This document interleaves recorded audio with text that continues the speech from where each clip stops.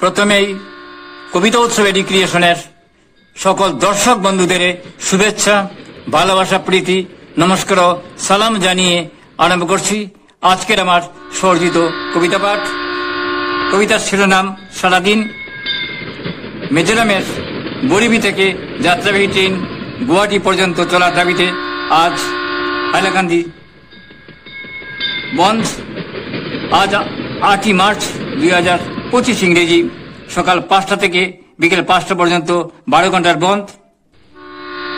এই কবিতাটি প্রাসঙ্গিক বলে আজ পড়ে নিচ্ছি। কবিতার শিরোনাম সারাদিন।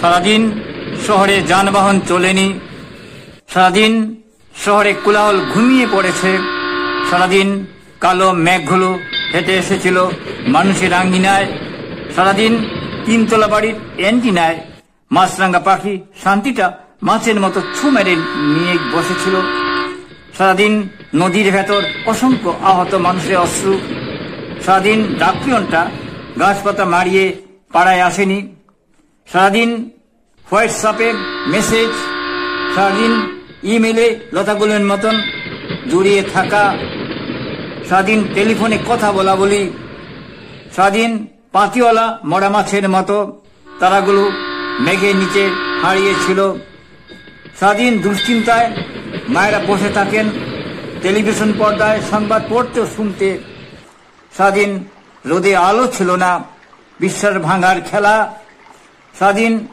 বাতাসে কেঁদেছিল রবিশঙ্করের সেতার, সারাদিন দৈনিক কাগজ আসেনি, স্কুল কলেজের ঠোঁটে পিকেটিং এর স্বেচ্ছাসেবকেরা